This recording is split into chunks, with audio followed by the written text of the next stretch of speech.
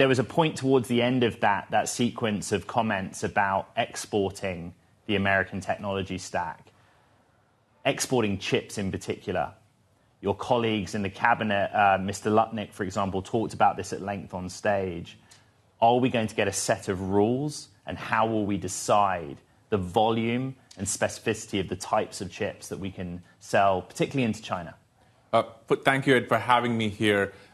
I think we're going to work on that. I think if you look at the executive order that President Trump signed, which is about America setting the standard, what you're going to see is we're going to work closely with our friends in commerce, especially in BIS, and what we're going to figure out is what those policies are going to be. But the meta point here is President Trump was very clear, we need America to set the standard for how AI is being used globally, from chips to models to every part of the stack. And what we have seen over the last 6 months, be it with Huawei on the chip side or be it with models like DeepSeek, we have competition.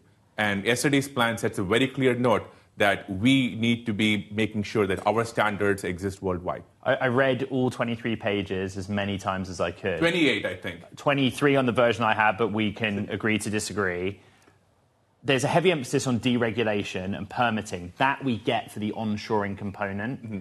For exporting American AI, what is it tangibly? What action will be taken to open that up, be it on the software end or the hardware end of the stack? Yes, so if you look, President Trump signed 3 executive orders yesterday, and one of them deals exactly with this. And what we're going to do is we're going to work with industry to come up with a gold standard for what the American stack should be. And there's going to be a process and how we figure this out. And then we're going to try and make sure that when we work with our partners and our allied countries, that they are using our stack instead of the competitions. Sriram, many would look at the $4.2 trillion market capitalization of Nvidia and wonder, does it need any more help in exporting its tech stack right now? How much more support does an AMD or an Nvidia need, do you think? Well, the way we look at it is we want America to win. We want American GPUs and American models to be used. And Nvidia and AMD happen to be great American companies along with many, many others. And so our job is to create the playing field where Jensen or I saw Dr. Lisa Su earlier can go sell their products worldwide.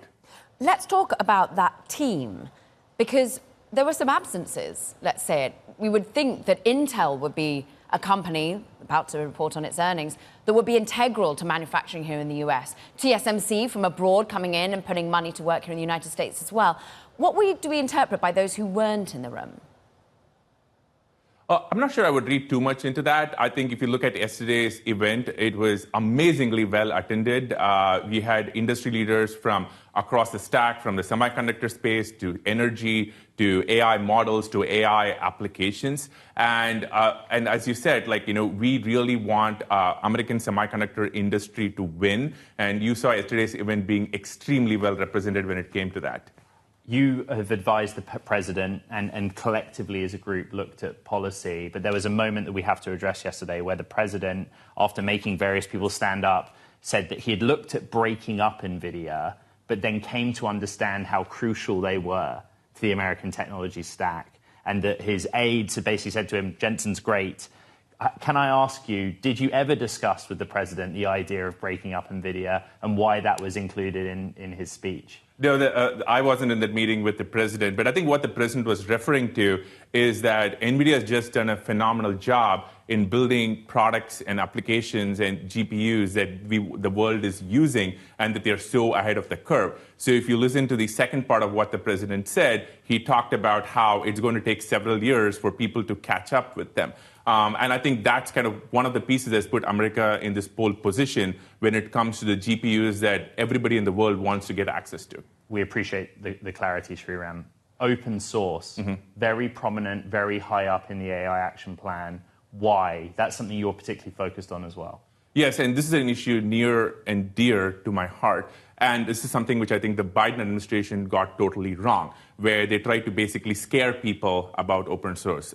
We believe that open source is an integral part of innovation, of how academic research is done, how you get little tech to innovate quickly and be on a level playing field. And we think America should win.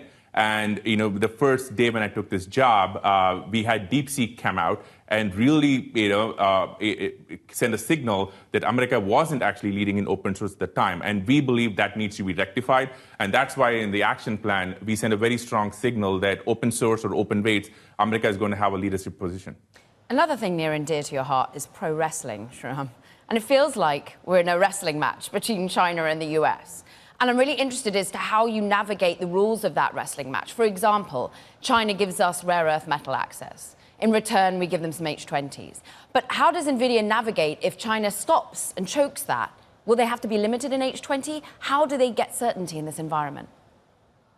Well, first of all, if you're talking pro wrestling, let's be clear. We are the face. We are the baby face who's going to ultimately go over for all of you pro wrestling fans. But look, the way we think about it is we want the American tech stack to win. One of the metrics I talk about is every token that is inferenced worldwide, we want it to be on an American GPU or using an American model, how many of our quadrillion tokens there are.